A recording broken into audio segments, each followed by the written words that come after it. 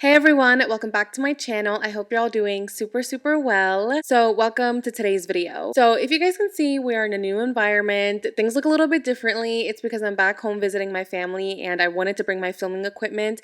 That way I could film and not miss a filming date. So I tried to recreate everything that I have at my own apartment, but obviously things look a little bit different. So if you're wondering why this just looks strange, that's why. Anyways, today we're going to be talking about what happened to Jorge Torres. Now, this case is it just makes you angry. Like, it's truly wild.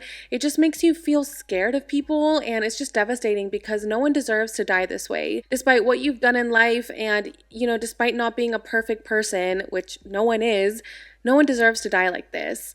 There's also a lot of footage from this case. There's footage ranging from the night of the murder to the morning after to the interrogations, everything. There is a YouTube channel called Deep Dive True Crime, and they were able to upload interrogation videos of Sarah's ex-husband, of George's brother, of people involved in the case. And those videos were very helpful in my research, so I will link that YouTube channel down below so you guys can watch the videos and check them out. So, trigger warning, we are going to be talking about domestic violence. Now, real quick before we get into today's video, I quickly want to take a second to thank today's sponsor, DraftKings. Thank you to DraftKings for sponsoring today's video. DraftKings is a completely online casino platform with over 300 real money games. I'm partnering with them today because they actually have a really good deal going on right now. All new customers who sign up using promo code Jackie and make a minimum $5 deposit will get that deposit matched dollar for dollar up to $100 in casino credits. They have over 700 slot games that you can choose from, and there's a lot of ways for you guys to have fun. Now, if casino is not available in your state yet, you can check out DraftKings Daily Fantasy app where you can win cash prizes all season long. DraftKings is safe, secure, and reliable. So if you guys want to check them out, make sure to head over to DraftKings Casino app right now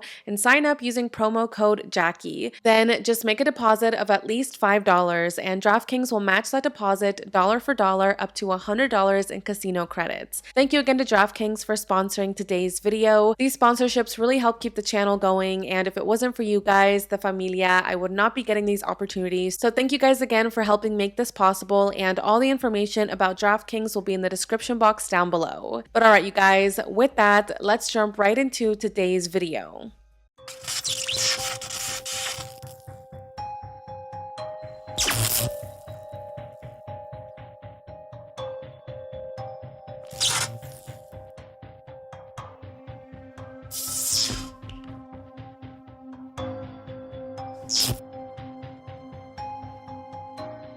I wish there was more that we knew about Jorge Torres. Most of the articles talk about Sarah and they talk about her life, but I wish there was just more that we could know about who Jorge was as a person. Jorge Torres was born on February 13th, 1978 to his parents George and Blanca. He had a couple of brothers. I'm not sure how many he had or if he had any sisters. Like I said, there just isn't that much information about him. However, from what I've been able to find, he was really close to his family. Yes, they had their issues, just like any family, but they all did love each other and they all had a very close relationship. His mother Blanca says that he would often visit her house and he would go have lunch with them, spend time together, and just tell his parents that he loved them. He would always give Blanca a hug, and then he would go up to his father, who is also named George, and he would pat him on the back and say, "Pop, you're my hero." Blanca says that George wasn't perfect. No one is perfect, and he definitely had his flaws, and he definitely made mistakes in life that I'm sure he regretted. But despite him not being perfect, he was still a good son, and he was trying to do better. He had 3 children, 2 daughters and a son, and at the time of his death, he was working at a local hardware store, and he was really passionate about this job. However, just a few months before his death, the hardware store actually closed down, and George was unemployed. But he was trying to find another job, and he was trying to get back on his feet. In 2017, George met a woman named Sarah Boone. They actually met at a bar. They went there to go play some pool, and then they met each other. They started chatting. They really hit it off, and then they just kind of started dating. They dated for about a year, and then on February 9th, 2018, they decided that it was time to take the next step, and they moved into an apartment complex at the Winter Park Homes in Florida. Now, let's talk a little bit about Sarah, because she is definitely an interesting person. Like, watching the videos of her and just digging deep into this case and just kind of getting to know who she is, it was a lot. She's kind of annoying, which I hate saying this, but she's just really annoying, and kind of delusional. So Sarah Boone was born on October 10th, 1977, and she was from Central Park, Florida. Just like George, she was also married before the relationship began, and she also had a child. Sarah was married to a man named Brian, and together they had a son who, for the sake of the video, I'm just going to refer to him as Mike. So Sarah and Brian's relationship was not good. According to an interview that Brian did, he said that Sarah was an alcoholic and that she was a very violent alcoholic. You know, she was like a mean drunk, which I feel like are the worst type of drunk people to be around. Now, Sarah's alcohol abuse just got worse over the course of their marriage, and this was just something that Brian didn't want to deal with. You know, they literally had a child together, and almost every single night, Sarah would go out drinking. She would stay out until 3, 4 o'clock in the morning, even on school nights, and she would just be hopping around to different bars and different nightclubs. And then she would come home and she would just be completely wasted. And like I said, she would do this on a school night when their son Mike literally had to wake up early to go to class. So this is just not something that Brian wanted his wife to be doing. Now, of course, you know, moms are allowed to go have fun and they're allowed to live their life. They don't just have to be a mom. But this type of behavior, I feel like, is crossing the line. You know, I don't think it's appropriate to be going out every single night, getting drunk and wasted, and just coming home at 4 o'clock in the morning. That's just not something that any parent should do. So Brian would tell Sarah that this just wasn't something that he wanted from a wife and from the mother of his child.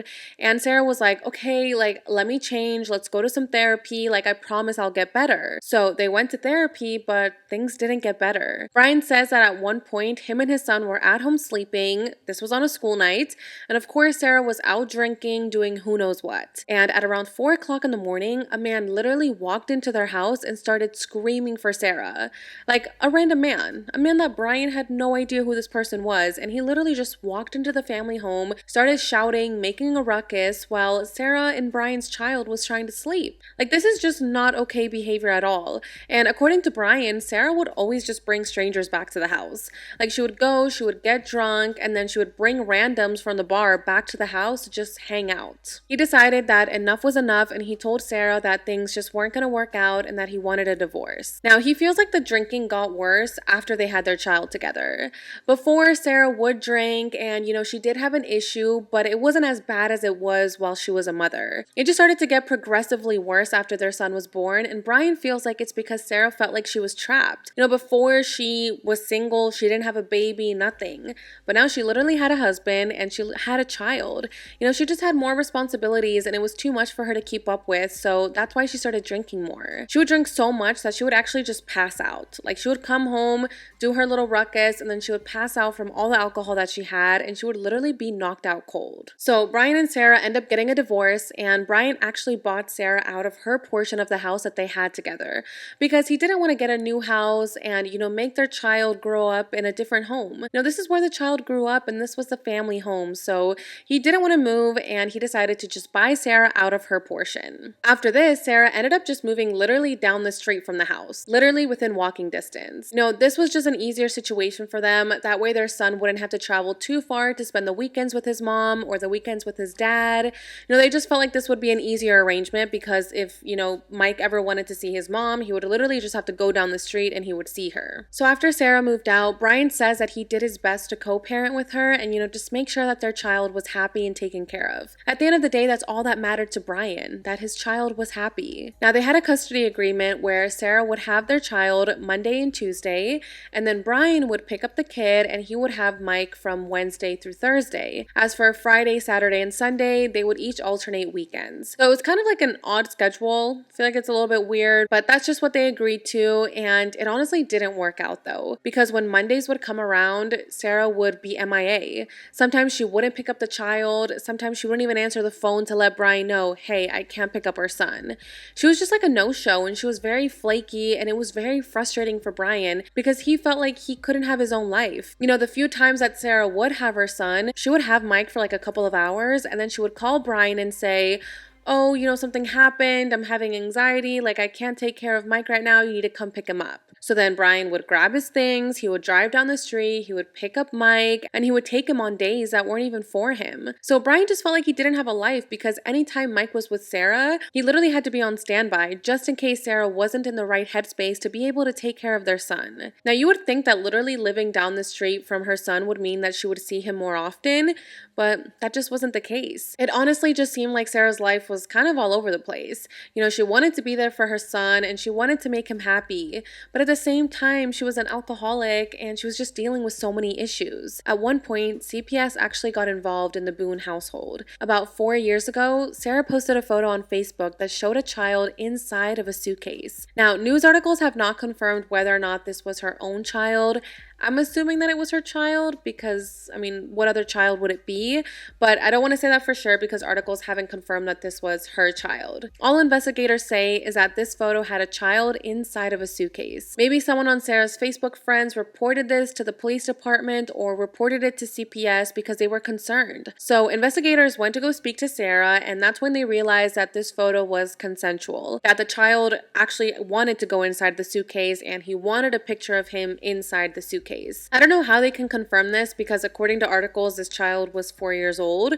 So I don't know how consensual that can be, but it was still just an odd situation and police decided not to pursue it any further. Now, when Sarah and George started dating, she was technically still married to Brian, but they were just separated at this point, and when they started dating, things just did not go well. Brian said that this relationship was so toxic and that he did whatever he could to avoid going to Sarah and George's apartment because there was just always something crazy going on. So he says that this was just a very toxic relationship, and the way things would go is that they would go out, they would drink, they would get drunk, fight. Sarah would then call the cops, have George arrested, and then she would bail him out the next day, and then the cycle would just repeat. There were even times when Sarah and Brian's child would be there when these fights would occur, and Sarah would immediately get in the car, she would go drop off Mike at Brian's house, leave him there, and then just go back to continue fighting with George. Brian says that he's at least happy that Sarah is mature enough to not have their child witness these fights and to drop him off before things got too aggressive. So hopefully the child didn't see anything too crazy going on between his mom and her mom's boyfriend, because that's very traumatic for a child to witness. Even to just hear them fighting is a lot. Now, George's own brother, Juan, actually backs this up. It's not just Brian saying that his ex is crazy. George's own family also says that Sarah was a lot to handle. Juan says that George and Sarah would constantly be fighting and that Sarah would get physical with his brother. He said that there was this one time that George came over to his house and he had a black eye. And when Juan asked him about this, he said that Sarah got mad at him and hit him with a phone. Now, Juan kept telling his brother to leave the relationship. This just isn't healthy behavior and no one should be dealing with this type of situation. And, George would listen to him. George would actually leave the relationship. He would go stay either at his parents' house or he would go stay at Juan's house. And it seemed like that was it. That was the end of the relationship and things between him and Sarah would be done. However, a few days later, Sarah would show up and she would try to convince George to get back to her. And he would. Juan says that he even saw Sarah and George get physical with each other. And that one time, Sarah called Juan and told him to come over to the house because things were going crazy. Now, Juan says that he didn't really like to go over there because, again, there was always a lot happening. But this time he decided to go over with his wife, just to see what was going on. And when they got there, Sarah just came running out of the house looking all crazy. So Juan asked her, "What's going on? Why are you acting crazy? Why are you shouting?" And Sarah says that there was this guy that was peeing around their apartment and that she was trying to confront him. She was basically trying to fight him and just kind of cause commotion because she felt like he shouldn't be peeing near their home, which I guess is understandable. I feel like you shouldn't pee near someone's house, but I don't think it's enough cause to fight each other. But that's what Sarah wanted to do. She wanted to get physical and George was trying to stop her and was basically telling her to chill and just let it go. And apparently that made Sarah very angry. So I guess that's why she called Juan and his wife to come over to see if maybe they could calm George and, kind of side with her. I don't know, but Juan says that that was just one of many crazy interactions that they had with George and Sarah, and that's why he didn't really want to go to their apartment or, get involved in their relationship because it was just a very toxic cycle and it was just affecting him too much. He honestly just felt like Sarah was really aggressive. He says that there was this one time that Sarah came over to the Torres family household and that she really wanted to greet everybody by giving them a hug. So she wanted to hug the brother, she wanted to hug George's dad, she wanted to hug everybody. But the Torres family isn't really like that. They didn't really want to hug Sarah, which I guess is understandable. I mean, I know some people don't like to really show affection, so they weren't really down to hug Sarah. So when Sarah went to go approach George's father and give him a hug, he rejected her. And apparently this just made Sarah so angry that she ended up pushing George's dad to the ground. Yeah, she pushed an older man to the ground because he wouldn't hug her.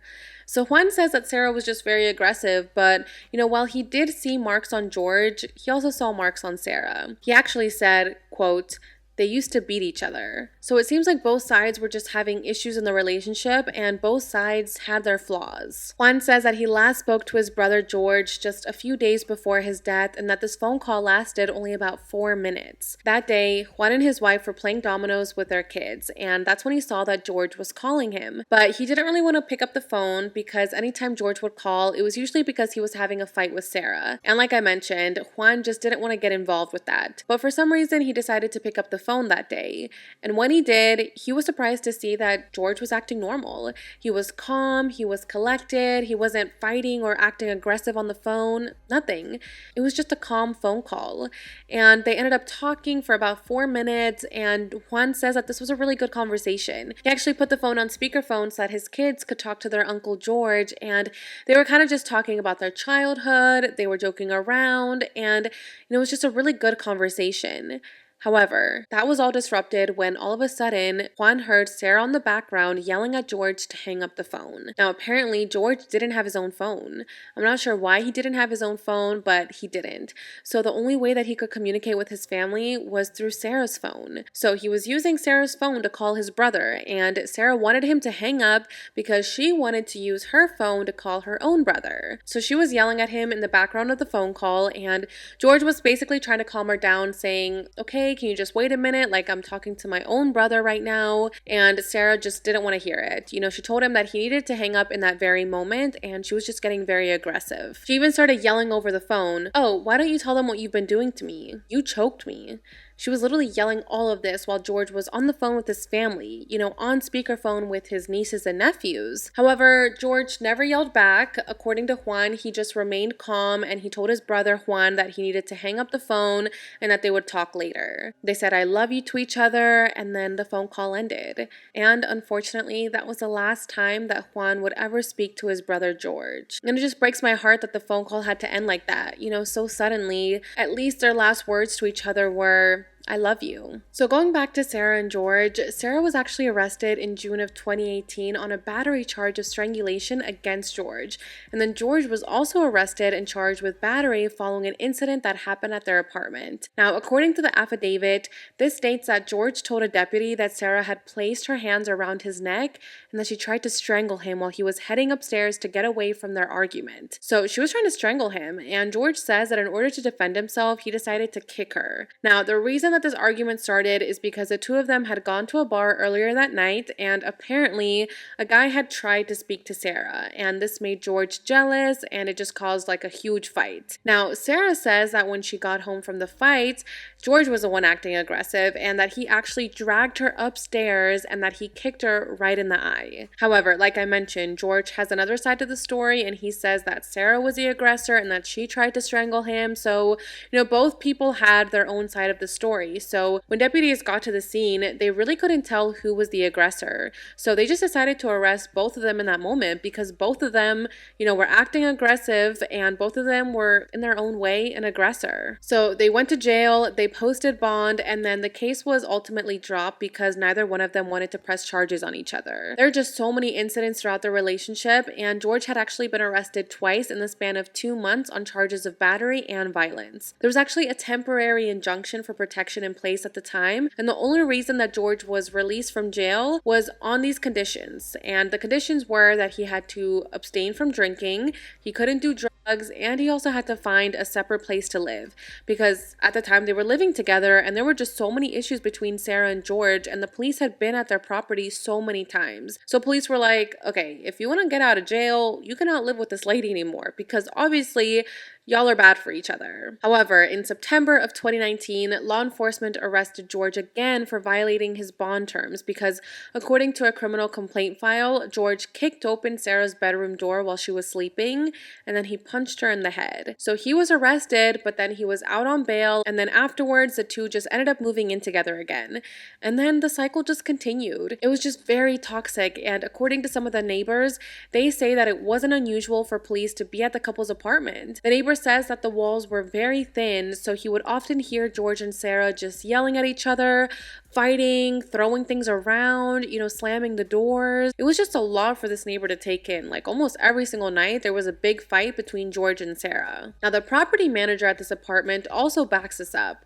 The property manager's name is Melissa, and Melissa spoke out and said that Sarah had confided in her about her and George's relationship. She said that one day Sarah walked into the leasing office covered in bruises and marks, and she asked Melissa if there was any way to get George to get off the lease because she just couldn't do this anymore. She couldn't deal with this and she just didn't want to live with him. So Melissa tried to, comfort her, and she told her that she needed to go to therapy and she needed to figure this out. Now, Melissa was also kind of frustrated with them because at this point there was about 20 to 30 noise complaints against Sarah and George. And a neighbor says that they were just hearing them fight and just banging on the doors and fighting in the backyard. They would also be playing loud music, and they would often be intoxicated, wandering around the property. So they weren't just like behaving incorrectly in their own privacy. They were behaving badly in front of other people and in public. They would be out walking around the property, falling over because of how intoxicated they were. There was even one incident where George was so intoxicated that he accidentally walked into the wrong apartment where a single mother of 3 was living. This mom says that George just went upstairs and he was just shouting and looking for Sarah. And this was a very scary situation for the mother because she's literally a single mother of 3, and this strange man is entering her apartment all intoxicated and yelling. So obviously it was scary, and she reported the incident to the property manager. There was also another incident where Sarah was wandering around the apartment complex, very drunk, barefoot. She wasn't really dressed properly, and everyone was just looking at her like, what the heck is going on? So the property manager, Melissa, was upset about this because there were just so many complaints about George and Sarah, and this is just not appropriate behavior to have. So one day she went to go speak to Sarah and George about this behavior, and when she went into their apartment, she said that Sarah and George said that they had an epiphany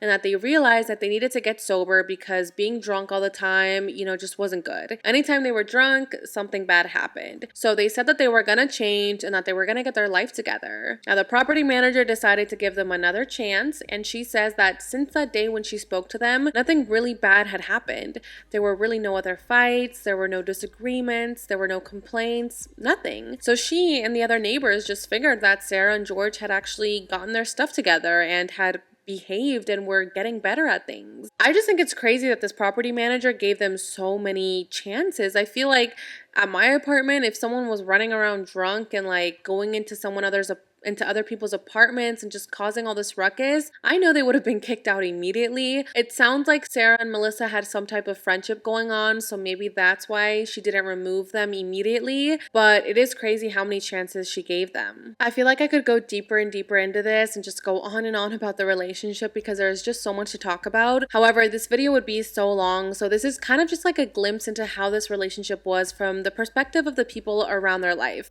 From Brian's perspective, from George's family's perspective, from the neighbor's perspective. Collectively, it just seems like this couple was not good and that something bad was bound to happen. So now let's talk about the day of the incident. On Sunday, February 23rd, 2020, 42-year-old George and 42-year-old Susan were having what she describes as a good day. This was a few days after George's birthday, and the two of them were just hanging out at their apartment, having a good day. This was at around 4 p.m. The two of them were sitting outside on the back porch. They were smoking some cigarettes, they were sharing a bottle of wine, and just talking to each other. However, it started to get a little bit dark outside, and there were some mosquitoes flying around, so that's when Sarah decided that it was time to go inside and to continue hanging out in the living room. When they got inside, they decided that it would be fun if they did a puzzle together. So they did their little puzzle, they listened to some music, and then they decided to start painting. This is something that they had been doing recently. They would paint and then they would hang up the paintings around the living room. So they got out all of their supplies, they started painting, and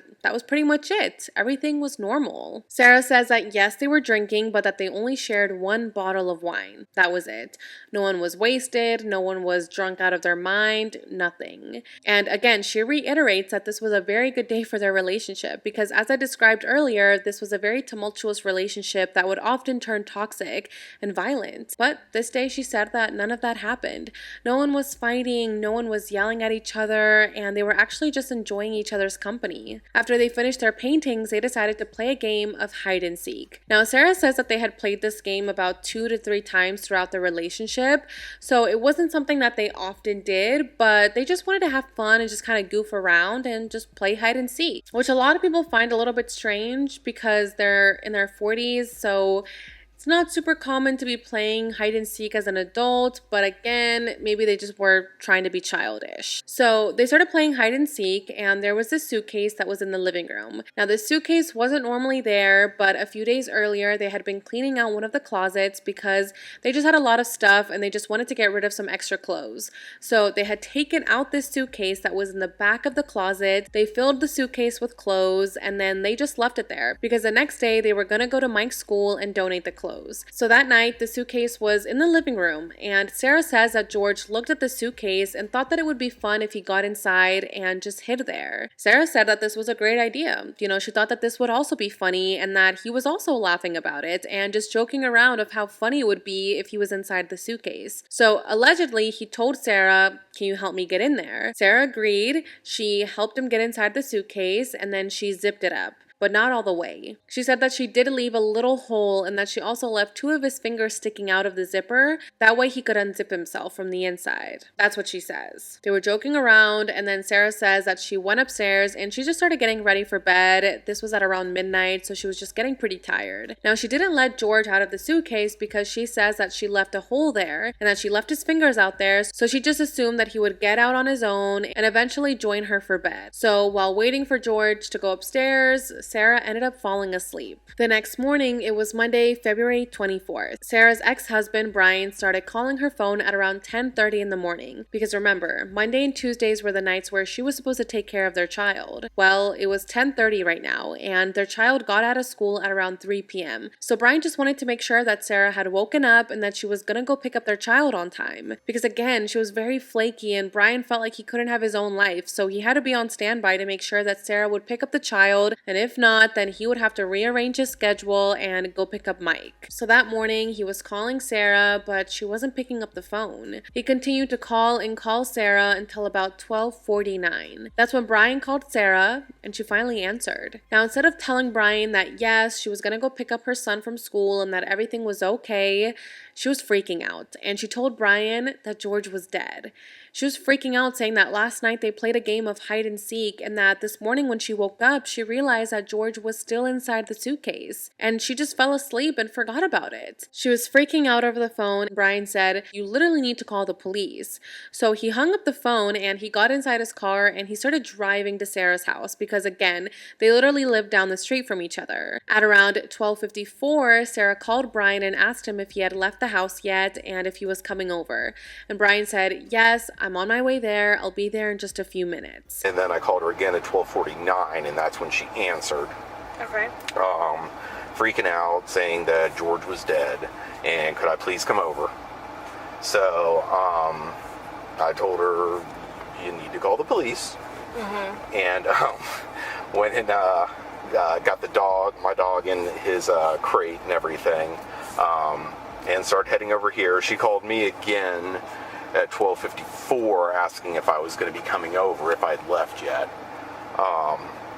I told her I had already left. I was going to be there in a couple minutes, so I got here. So Brian eventually gets to Sarah's house, and when he walked into Sarah's apartment, he just kind of walked into the kitchen area. He didn't go into the living room, nothing, because he knew that this was a crime scene, so he obviously didn't want to mess with anything. So he quickly just walked into like the entrance area, and he says that Sarah was just standing there shaking. She looked like she wanted to throw up, and Brian told her, "You need to call the police." And that's when Sarah finally decided to call 911. Now, while Sarah was calling the police, Brian told her that he was going to go wait outside because he just didn't want to deal with this. He didn't want to be in a room where there was a dead body inside. So he left the apartment and he went outside to wait in his car just to make sure that police were actually called to the scene. So Sarah calls 911 and the dispatcher asks her, "Is this a police matter or is this a medical matter?" And Sarah just calmly says, "My boyfriend is dead." The dispatcher tells her, "Okay, just stay on the phone. I'm going to transfer you over to Fire and Rescue." And Fire and Rescue takes over and they ask Sarah, "What's going on? Why are you calling us?" Sarah basically explains the same thing that she explained to Brian, that her and George were playing hide and seek last night. She put him inside the suitcase and then she went to bed. When she woke up that morning at around 11 o'clock, she just kind of stayed in bed for a little bit and she realized that George wasn't sleeping next to her, but she didn't really freak out.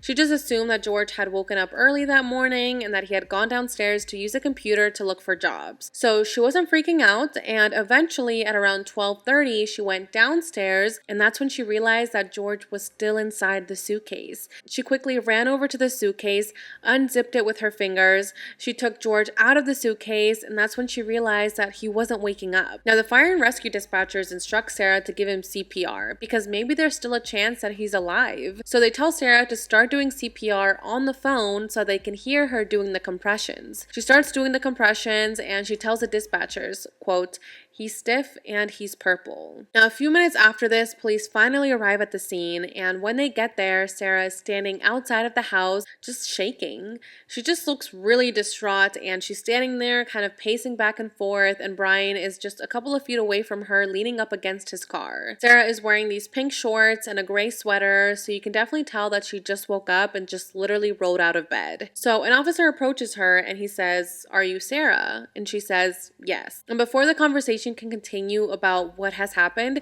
Sarah asks the officer, "Oh, should we go tell my property manager about what happened?" And the officer's like, "Well, where's your property manager?"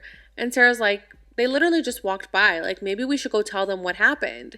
And the officer's like, "Don't worry about that. Like, we'll handle telling them what happened." Because right now the priority isn't going to tell the property manager that someone has died. Yes, that's obviously important and they should tell the property manager that someone has died on their property. But in this moment, the officer just wanted to speak to Sarah about what happened. She wasn't thinking about the property manager. Hello there. Hi. You live here? Yes. Okay, I'll talk to you. We gotta get some information from the fire department. The property manager. I don't know if I should go tell him really quick or just so he knows what's going on. Where is he at? And he wants that way. Oh, don't worry about that. We'll take care of that for you, okay?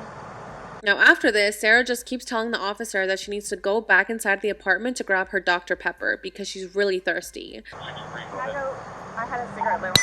I'll get it for you, okay? Wait 1 second, okay? I really need something to drink. Okay, I got my Dr. Pepper on the counter. Okay, we'll take care of you. Give me 1 second. The officer tells her that she can't go inside the apartment because obviously this is a crime scene, but Sarah is persistent on this. The officer just kind of ignores her and she just asks her, "Why are we here?" And then Sarah basically explains the same thing that I've already mentioned. What's going on? Who is he to you? Boyfriend? Yes, for like 3.5 years. What happened? He and we drank last night. We had a ping pong. So I just got here, so fill me in. No problem. Like, he and I were putting a puzzle together. We've been doing some artwork together. You are putting a puzzle together? Yes, we have a puzzle that we started in there. Okay. We've been doing art, trying to take the stuff off the wall to make new art put up there, like having a good time with one another. But we're drinking. We had a bottle of wine last night. Okay. Fine. So then it's like, we decided to play hide and seek, right? Okay. So he gets in the suitcase, okay? Who is this guy? That's my ex-husband, my former husband. How did he live here with you guys? No, I called him over here. Okay, okay. I didn't know what to do. Okay. I didn't know what to do. Okay. So then he came over here. Here, let's talk in private, okay? I called you guys. Mm-hmm. I tried giving him CPR. The problem is I fell asleep. I fell asleep. When did you do CPR? This morning, when I found him. Before you called? Yes! It's 1 o'clock right now. I tried. I was awake, but I actually got out of the bed at like 12:30ish, whatever. So I came downstairs, and I was like, "Oh, he's in the suitcase still." And that's when I found him, and I took him out, and I tried doing CPR, and then I called him, and then I called you guys. Did he get here before the fire department got here? Who? Your husband or Yes. your ex-husband? Yes. Okay. Where does he live at? Right down the street. Okay. So you were playing and who zipped him up in? I did, but then I fell asleep. Okay. You're okay. I wasn't here. I'm just trying to figure out what I happened. fell asleep, so I don't know if he suffocated or like had an aneurysm or a heart attack or what. What kind of medical conditions does he have? None that I know of. Nothing that you know of. None You that I didn't take know any of. medicine No. last night? No. No medicine. All we had was a bottle of wine. Literally, just a bottle of wine. Okay. Doing puzzle artwork. Then we decided to play hide and seek. Mm-hmm. That's all that happened. Okay. So I don't know if he had a heart attack or what in there. Like, I don't know what happened. Now, while Sarah is explaining this to the officer, it seems like she's about to cry. You know, she's shaking, she's obviously very nervous, and she just keeps reminding the officer that she fell asleep and that she didn't know that George was still inside the suitcase. So after describing all of this, she asks the officer once again if she can go inside the apartment to grab her Dr. Pepper because she has cotton mouth, which means dry mouth. And she's like freaking out about this, but once again, the officer tells her that no, she cannot go inside the apartment because it's literally a crime scene. But Sarah is just freaking out, saying that she has such a dry mouth and that she is so thirsty. Give us a second, okay? Somebody else on that call of break and It's on the counter. I can't move anything from out of the house. I'm so thirsty. Like, I'm Here, I want you to sit down because I don't want you passing out. This is probably a lot for you to deal I with, need right? Sit. Ma'am, I don't. water. Just water. I can get you some water, okay? Just I want you not on your feet because I don't want you passing out on me. I need water. Okay, I'll get some for you. You're trying to, Charlie, but you're on it. Now, at one point, Sarah even starts drinking from the tap water outside of the house. So she starts basically drinking from like this, I don't know how to call it, but it's like where you would connect a hose outside. She starts drinking from that. She literally gets on the ground and she starts drinking like she's a dog because that's how thirsty she is. So the officer sees this and the officer's kind of like, oh my God, is she about to pass out right now? I mean, the fact that she's so thirsty that she would drink this like hose water is crazy. Here, I want you to sit back down because I don't want Can I you. have one more sip of water, please? Yeah, go. That first signal 29 residential audible 1303 Island Bay Drive. I'll do what I can to get you a cup because I don't want you to have to keep doing that. Maintenance and other department to cancel the indication for front door. Turn to that 1325. Motor unit on the channel. The cups are like right there. Okay. 044. Now, after doing this, she also tells the officer that she left a cigarette on the back porch, and she asks the officer to go grab her cigarette. Motor Sit unit right here. Don't talk to the ex-husband right Oh, now, I won't. okay? I won't. Can I have a cigarette, please? Ma'am, I can't take anything out of the house. It's on the back porch. Nope, all of it. It's secure, okay? I'll try my best to get you what you need, okay? Maybe one of these deputies Cup. has a pack from someone, you know, sit down and I'll try and get you what you need, okay? Just cut, please. Okay. Yeah, she literally asks a police officer, can you go grab my cigarette?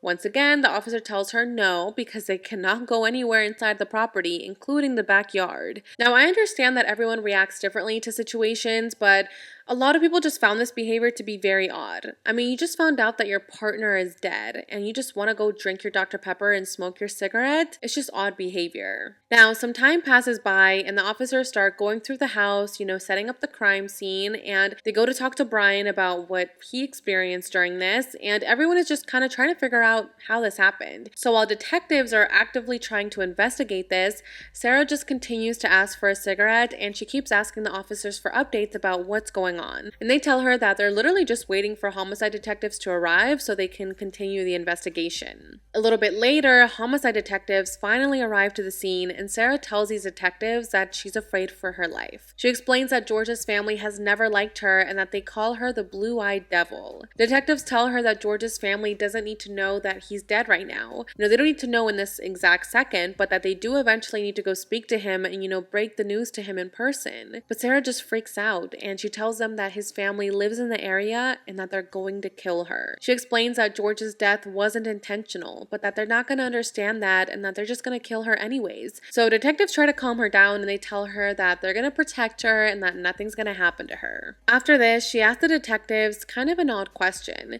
She asked, "Why is he purple?" referring to George, and detectives are like, "Oh, well, that's just kind of normal when someone dies, they turn purple." And Sarah's facial expressions throughout all of this is just so frustrating. All of her just facial expressions and the way she acts just stresses me out because she couldn't just like sit still. Like detectives are like, girl, you can now go in there to grab your Dr. Pepper. You can now go grab your cigarette. And she just wouldn't sit still and she was just stressing everybody out. And they were all like, okay, lady, like we're trying to figure out what happened right now. We don't really care about the fact that you're thirsty. So it was just a lot to watch this footage. Like I said, I will link it down below. So once the homicide detectives and the crime scene investigators arrived to the scene to gather evidence, they transported George's body to the hospital and to the medical examiner's office. Now, the medical examiner conducted an autopsy on him, and this autopsy revealed some very disturbing details. George had a small laceration on his lip, and he also had bruising around his eyes. He had scratches on his back, among other injuries. Now, to the medical examiner, this indicated that there had been some type of physical altercation before he was in the suitcase. However, Sarah never mentioned that to detectives. She said that they had a perfect day, a good day, where no one was fighting and nothing bad had happened. So where did all these injuries come from? The autopsy also revealed that he died of positional asphyxia with environmental suffocation consistent with prolonged confinement. And based on the medical examiner's findings, they estimate that George was inside that suitcase for up to 11 hours. Or more. And that just breaks my heart, because no one deserves to die that way. Slowly just suffocating inside a tiny suitcase. Literally a tiny, tiny little suitcase. Can you imagine that? It's just heartbreaking. And the fact that he had all these marks on him and everything, police were just confused about this. At first it seemed like this maybe was an accident. Maybe they were just playing hide and seek and Sarah went to bed and honestly forgot that George was still inside the suitcase. However, now that the medical examiner had revealed all of these new findings and all of these cuts and bruises, things started to look differently. Police were no longer thinking that this was an accident. Now, on top of those findings, police also discovered some other disturbing evidence. Now, when police originally got to the apartment, Sarah just allowed investigators to search her phone. She was like, here, take my phone, do whatever you want with it, like look at whatever I have on there, I have nothing to hide. So police grab her phone, they start looking into it, and what they find on her phone is truly disturbing. Now, the next day, on February 25th, detectives decide to bring Sarah down to the police station to question her. Now, once she gets there, there is interrogation footage of this. It's about 2 hours long, and I literally sat down and I watched all 2 hours of this. It was a lot to take in. Like I said, Sarah is just... she's something else. So we have a female detective and we also have a male detective. And at first, both detectives are kind of just acting casual towards Sarah. They thank her for taking the time to come into the police department to answer these questions. And then they read Sarah her rights and everything just kind of seems normal. They let Sarah know that they finally got the results back from George's autopsy and that these results showed that he had all of these unexplained injuries on him. Sarah says, "What injuries?" And then the detectives are like, well, he had scratches on his back and he had bruises. And Sarah just quickly interrupts them and says, oh, I know how he got those scratches. The detectives are like, okay, well, besides that, he also had bruises and he had marks on him. And Sarah just immediately interrupts them and says that she has not laid one finger on George and that the way that he got those scratches on his back is because they were having sex. Yeah, she said the scratches are from sex, and then she says that the injuries on him, the bruises and the marks, are because George was riding her son's bike and fell off. She also said that George is known to be clumsy and that he runs into walls, and that's how he got all of those unexplained injuries. So yeah, she gets really defensive right away, and she just likes to reiterate to the police that she has not laid one finger on George. However, investigators tell her that these injuries are recent. They're not from him falling on a bike a few weeks ago. They're not from him bumping into a wall, every once in a while. These are recent injuries. So they ask her, what happened? And she just gets really defensive and she says that it was a good day and that nothing bad happened. They didn't fight, they didn't do anything. They were sitting on the back porch, smoking some cigarettes, having some wine. They did their puzzle, they painted, they had a good day. So she just honestly doesn't understand how George got any of these injuries. Detectives ask her, what do you mean a good day? You keep saying that this was a good day. Why are you saying that? And she says, well, sometimes we fight, sometimes we have these very bad and aggressive arguments, and if you want, you can go through my cell phone because then you'll see what I'm talking about. I started documenting everything, so if you go through my cell phone, you're gonna see pictures and videos of everything that has happened between us. So she's just willingly offering her cell phone to them, and then Sarah starts crying and she says that she misses George and that she really loved him him, and that she just felt like she could help him get better because he had come a long way. Once again, she offers detectives her cell phone, and she's like, please, go through it. Look at everything that has happened in our relationship. Look at our journey. And detectives are like, well, we did go through your phone. Do you remember taking any videos or photos on Sunday night? And Sarah says, no, I don't think so. I might have taken a photo of a dog, but that's it. They tell her, okay, so you don't remember taking any videos or photos on Sunday? And she says, no. Okay, well, I want to show you something that we found. And one of the detectives grabs her laptop and she pulls up a video. She points the laptop towards Sarah and then she presses play. The video starts playing, but then a few seconds later, the battery just dies. So the detective leaves to go grab the chargers, and it's like a whole thing. And meanwhile, Sarah and the other detective, the male detective, are just sitting there. And Sarah asks him, is it long? Because I don't know how much I can take. Do I have to watch this? I continuously throw up and I don't sleep. I don't want to see it. Which to me, it sounds like she already knew what detectives were about to show her. So, to your recollection, no videos on Sunday? Not that I'm aware of. Okay. I mean, I guess I maybe took a picture of them, the two of Tess and The dogs. George and them dancing, but I mean, it's just Tess. Mm-hmm. Okay. So I have something that I want to show you that we found, and it was from your phone. Mm-hmm. Can you see it? If you need to move it around, go ahead.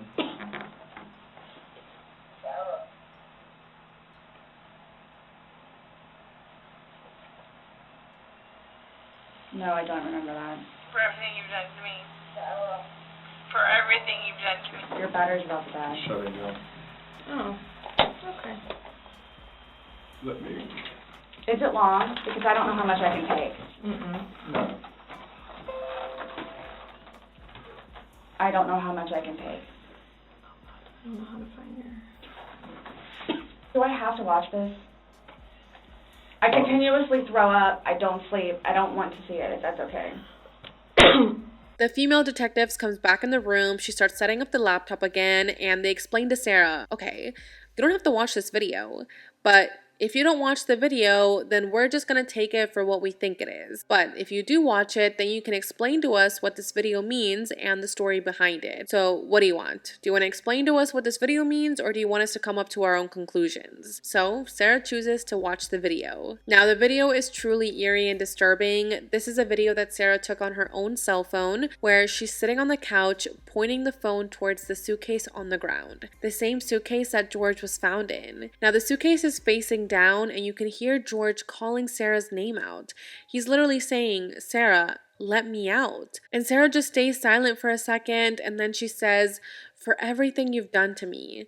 And George just replies saying, Sarah? He tells Sarah that he can't breathe and Sarah says, yeah, that's what you do to me when you choke me. It's such a difficult video to watch and even to listen to. I mean, it's terrible. Even while struggling to breathe and while being trapped inside this tiny suitcase, George still calls Sarah babe, and he nicely asks for her to let him out. But Sarah doesn't care. She's just sitting there, pointing the phone at him and laughing at him. Yeah, she's literally laughing at him, making jokes about it. She even says, fuck you. She says, you know, that's what I feel when you cheat on me. And, you know, when George says Sarah, she says, yeah, that's my name. Don't wear it out. That's you, your voice.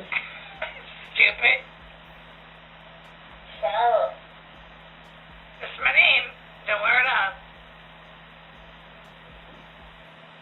Sarah, I can't fucking breathe, dude. Seriously. Yeah, that's when you do when you choke me. Sarah.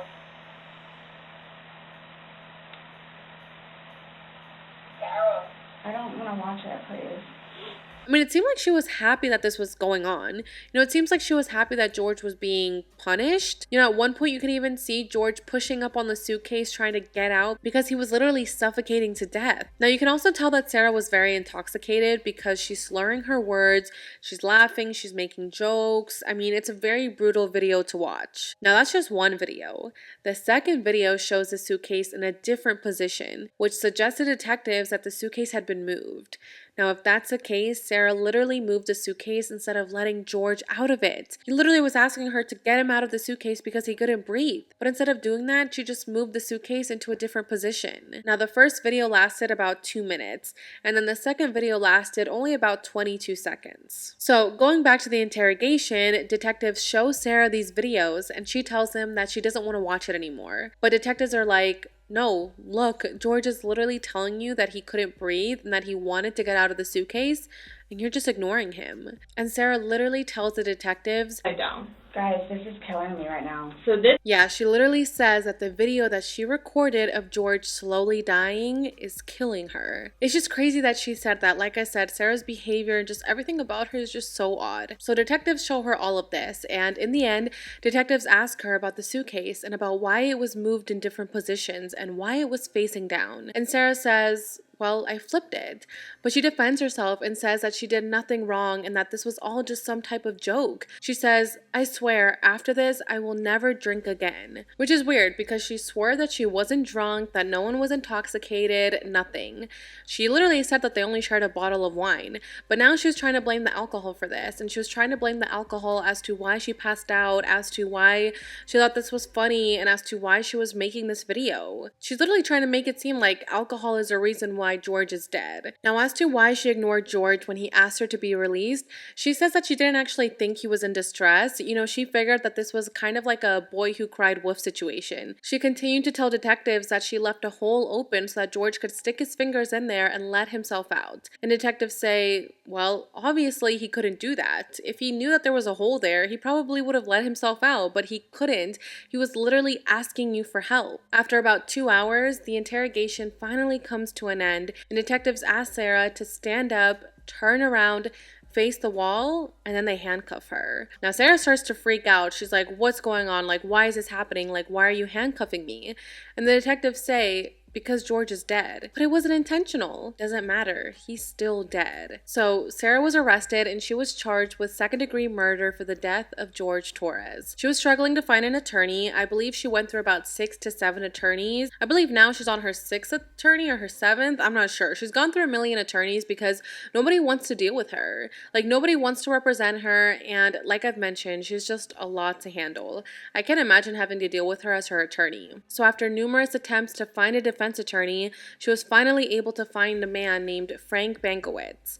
However, even with him, she is still having issues. She's actually written letters to the judge and to the attorney saying that she's barely had any communication with her lawyers and that it's very annoying behavior. Now, a couple of attorneys have come forward to kind of give their perspective on the case, and a lot of them feel like Sarah's going to use the battered spouse defense. However, they feel like this will be difficult to use. You know, they don't feel like this is actually going to work out because Florida does not recognize battered woman syndrome or battered spouse syndrome. So we will see what she actually uses at her trial, but this is what a lot of defense attorneys feel like she's going to go for. Now, I was listening to another attorney's perspective about this on Court TV, and he said that if he was Sarah's defense attorney, he would have already thrown this case out the window before the trial even got here. Like, at the preliminary hearing, he would have already made sure that this case was gone. Now, the reason he says this is because he says that there's no evidence to show that Sarah forced George to get inside the suitcase and that this was George's own decision. You know, he wanted to get inside the suitcase, he wanted to play the game of hide and seek, and in the end, he ended up getting stuck because of himself. And this attorney says that Sarah had no legal obligation to help him, and that no one has a legal obligation to help someone even if they're dying. So he says if George decided to get inside the suitcase on his own and then died, how is that Sarah's fault?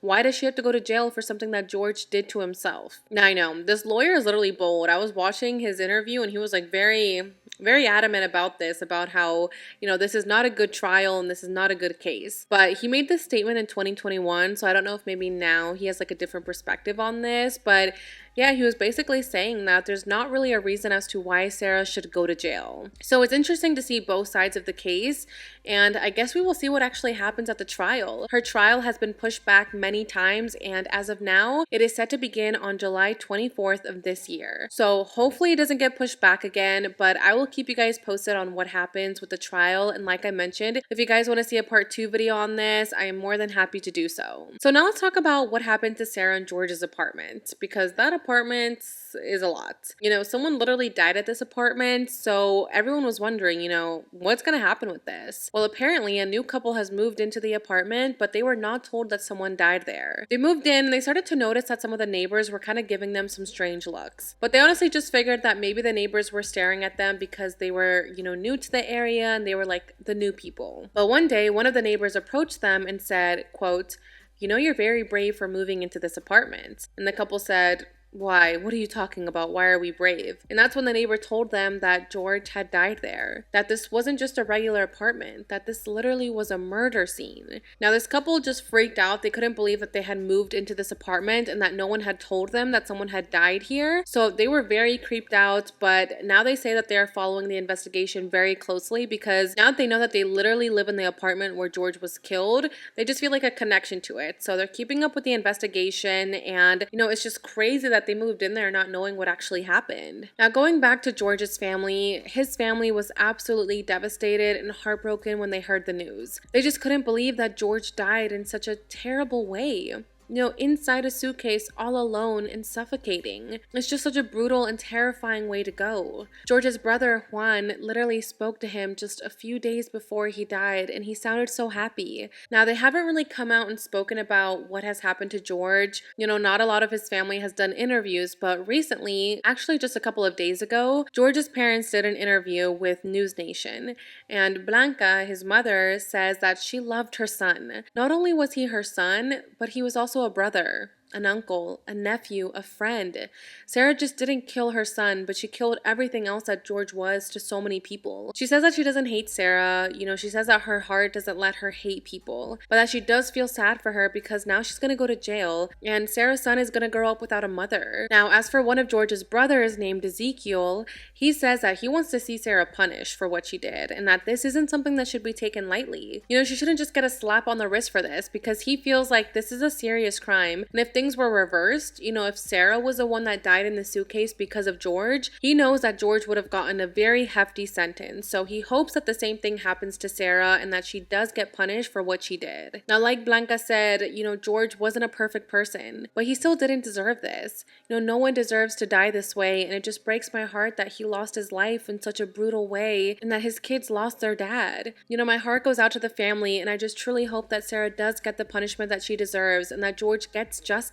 Now, if you or someone you know is a victim of domestic violence, you can call the National Domestic Violence Hotline at 800-799-7233. I will also link a couple of resources down below for you guys to check out if you or someone you know needs help. It's just an overall very devastating case. I mean, it just seemed like this relationship was so toxic and that things just weren't going to end well. You know, Sarah affected George's family's life. You know, now their lives are ruined because of what she did. And not only did she affect George's family, but she also affected her own. Imagine her son growing up and learning what his mother did. Also for Brian, I mean, it must be frustrating to think like, gosh, like this is the mother of my child. Like the mother of my child literally killed someone. It's just a lot to take in, but that's pretty much everything I have for today's video. Thank you guys so much for taking the time to listen to what happened to Jorge Torres. I will keep you guys posted on what happens with the investigation. If there's ever any updates, I will let you guys know by putting a comment down below, or I can just make a part 2 video depending on how much new information comes out when the trial begins. Hopefully her trial doesn't get pushed back even more, because I'm sure that's frustrating for the family that it just keeps getting pushed and pushed. So we will see what happens with that. Also, if you guys haven't watched the latest episode of my podcast, make sure to go check it out. It's up right now on my YouTube channel, and if you want to listen to the audio version, it's on Spotify and Apple Podcast. I would really appreciate if you guys could go show it some love, and if you guys have a minute to go leave a review on Apple and Spotify, that would absolutely be amazing. Like I said, you guys are literally the best familia ever, and if it wasn't for you guys, I would not have this platform where I can share these stories and spread awareness. But alright, you guys, with that, that's pretty much everything I have to say. Thank you guys again so much for being here, and I will see you all in the next video. Bye, guys!